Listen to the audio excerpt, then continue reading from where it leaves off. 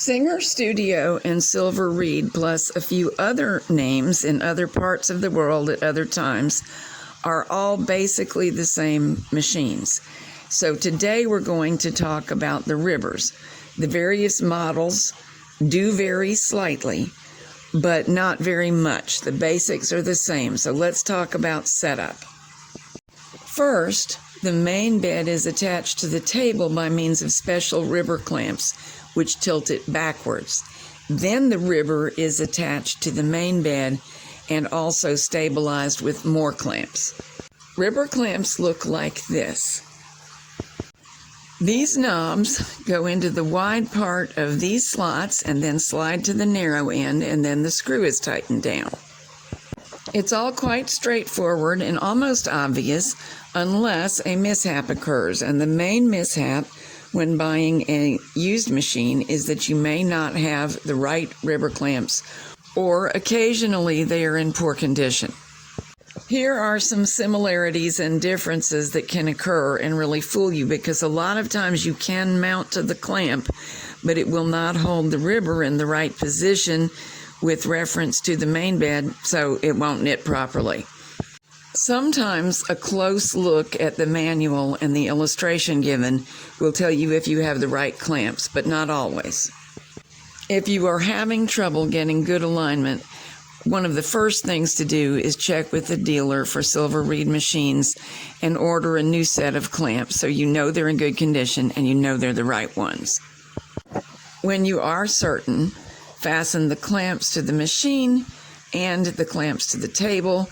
Now the main bed is securely clamped to the table and we can proceed. And really tighten down those clamps. Nobody wants a ribber in their lap, or worse yet, on the floor. Next, the ribber slides into slots on the main bed and gets braced with additional clamps. But don't imitate what we're doing here. This is wrong, and what's wrong is not that obvious when you take a quick look at the manual. The reason is there are two separate pieces that must be installed. They are called auxiliary pieces. Left and right pieces are mirror images of one another, so you cannot swap them. Install the auxiliary pieces in the main bed. That will eventually allow the ribber to slide in and clamp securely. Of course, do the same thing on both ends of the bed. Now, the tabs that stick out of the ribber will slide into position.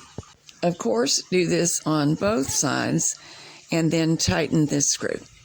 This is called the push-up cam. Now we can rotate it into position and clamp the foot of the ribber securely to the table using the clamps that were originally used if you were just using the main bed by itself.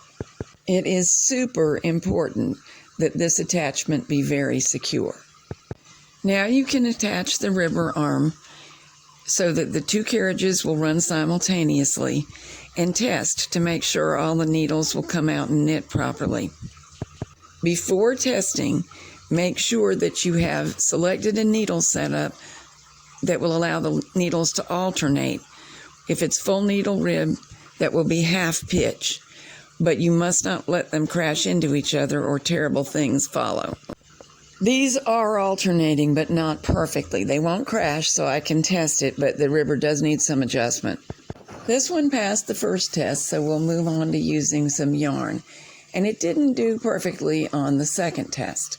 Also, it looks like the beds are a little bit far apart. That in itself can cause misstitches. When that is the case, here is one adjustment that may help. From the viewpoint of the knitter, I'm looking underneath from the right side, and Jack is working on the left side of the bed. Now the right side. He says to tell you he's using a 7mm wrench to loosen the nut. Okay, here we are making an adjustment. There's one on either side of the ribber bed. You can see where I've loosened a nut. Okay, there's a lever sticking towards the inside of the bed. I've got my finger on it now.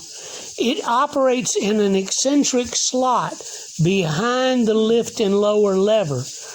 what you do is you start lifting on that lever and watch the gate pegs of your ribber, and you'll see that they move closer and closer to the gate pegs on the main bed.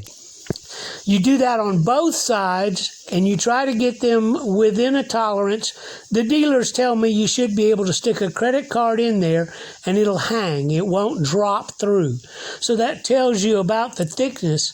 We're using a ruler as a feeler gauge. If, when the bed adjustment is complete and satisfactory, you still feel as though the ribber arm is not tightly connecting to both carriages, here's an adjustment. You loosen the two cross point screws, and then the slotted screw in the center, if you can look at it carefully, you'll see there are calibrations outside of it. And what I'm doing is rotating it so you can see it'll walk back and forth. You tighten it in a position where it lines up correctly for that post to meet the carriage. The connection is here. It should be nice and snug. The ribber arm attaches to the main carriage with these two thumb nuts, and here's the release that allows you to easily get it away from the ribber carriage or clip it back on. Let's see how it knits. There we go. Lateral adjustment and actual operation of the ribber will be covered in 2 other movies.